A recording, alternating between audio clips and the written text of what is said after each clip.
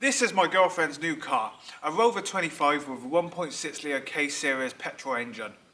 Now, it looks good, the car's pretty smart, but again, there's a problem. It doesn't have an MOT. It went in for an MOT a couple of days ago by the previous owner and failed. Yes, it failed for an MOT, but it only failed on three things that we can get done before it has to go in for its retest this weekend. Hello, I'm Jake and welcome back to my automotive channel.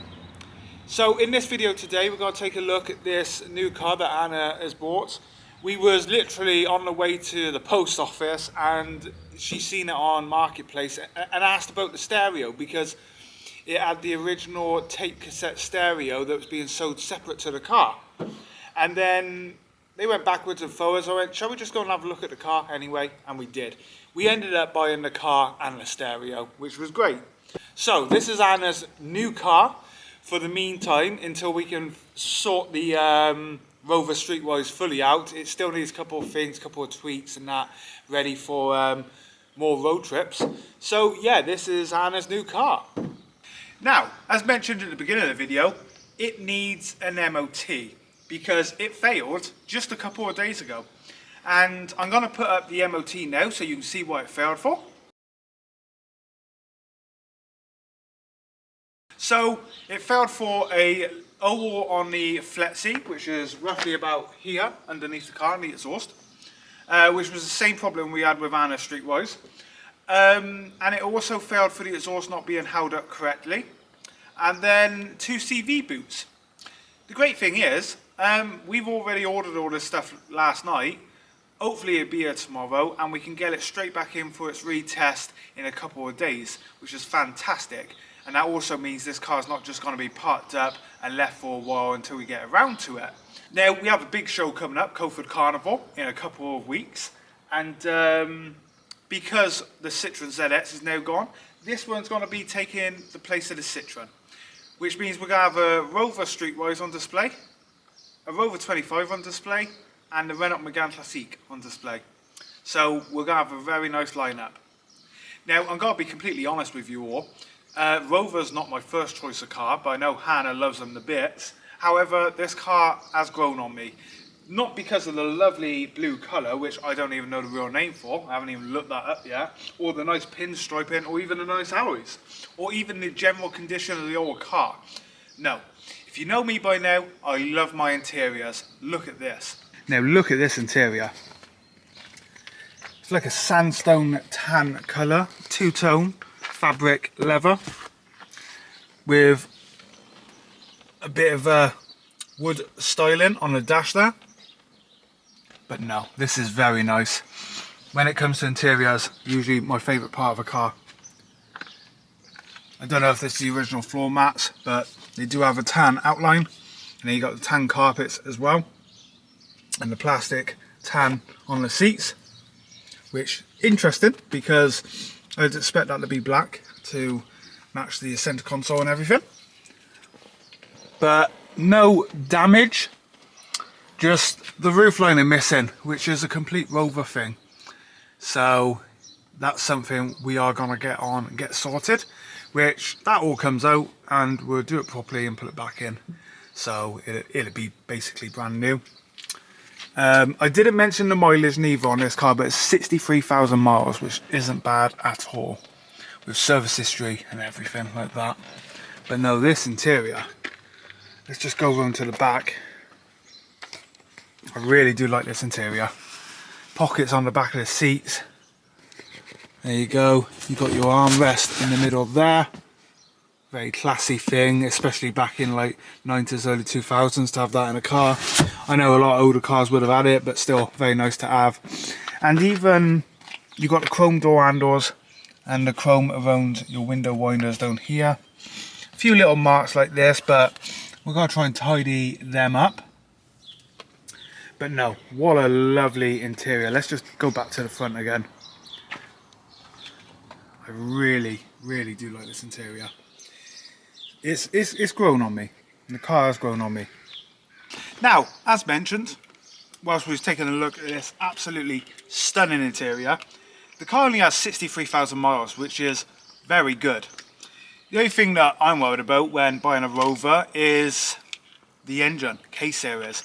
Now, there's loads of different stories about them, but yeah, gaskets go, some fails, the rubbers fail, and yeah, it kills the engine, basically, long story short.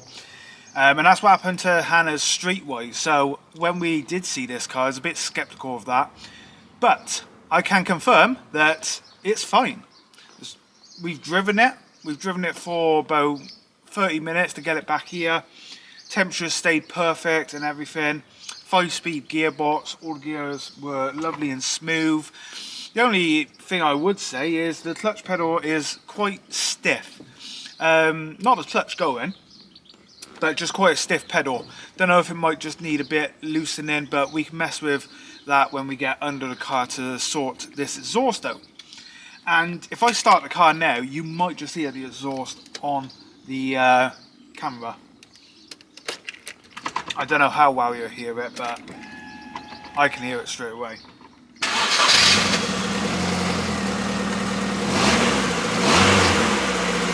Just a little bit there, you can just hear it. So we'll get that one sorted. Like I said, we've already ordered the parts, got a new exhaust coming. It's basically the downpipe from the manifold to the back of the exhaust that we got replaced, because the Flexi's in between there. Now you can obviously buy a Flexi repair kit, but by the time you've done that, done welding and everything, it's actually cheaper to buy the entire thing. We worked up last night. Might be different on other cars, but from what we found, it's going to be cheaper doing it that way. And the CV boots, that should be at least a 20-minute job either side. So yeah, what a great little car. Now, this is a 21-year-old car, so you are going to expect blemishes and little marks like that. And another thing, which a lot of people asked us about when we picked this one up, and like we put it on the forums and that, is like, any rust? I was like, no. As far as we can tell, there's no rust. Now, Rover enthusiasts know this, they rust here along the arches, and you can see this one is fine. There's a bit of paint now, but nothing serious compared to what we've seen before. And the other side, absolutely nothing. And down here again, they rust down here, nothing whatsoever. And the MOT's been pretty clean on it as well, nothing saying about rust. A few little marks where cars rub stuff and that, which a lot of them have come out. I've got rid of quite a few. There's a scuff here along the front bumper, which is quite a shame really, but it's there. And I love the badges on these as well, because you actually got 25 inside. And the chrome around the grille here. And this is grey. It's not faded, it's supposed to be grey, the actual grille, because it's meant to match the stripe going along the car, which is, yeah, very nice again. Now, doors and that, there's nothing, no dings, no trolley dings or nothing like that. The worst part of the car is this rear bumper. Now the car's got parking sensors, and I guess in there wasn't working or something when the guy who we ported off reversed into a post. He was telling us a story about it, and you can see here, again, it's absolutely nothing serious, but the bumper is clipped out here. So we're gonna get that one sorted. That ain't gonna take too much to get sorted. Other than that, there's really nothing to say about the bodywork. Decals are a bit tatty on this side, but that's where they've been in the sun. But look at that, what a fantastic car for 21 years of age. It's not a car I would expect to be kept in a garage. It's just your everyday car really, but what an absolutely stunning car. I'm very impressed with it. I will find out the exact colour. No sunroof on this one, which you can get with a sunroof. Doesn't really matter. But like I said, we're taking this one to a show. We got a couple of little jobs to fix on it first. One thing we do need to sort out is this. It's loose and he taped it down with a bit of duct tape. We'll get that one fixed in. But that's it. All the electric windows work. Well, only the front ones obviously, but they work. All the buttons work. car drives absolutely lovely. And we will get the MOT done next week, and we will take him on a bit of a road trip somewhere in Wales, because we keep saying we need to do a Welsh road trip in one of the cars. And what car to do it in? Let's do it in this. Let's see what it can do. Well, there we have it. This is Anna's new car, the Rover 25. Now, if you want to see more on this car, please remember to like and subscribe, because in a couple of days, I'm going to be filming getting these CV joints done and the exhaust. And I'll do an entire video on it and getting it past the MOT.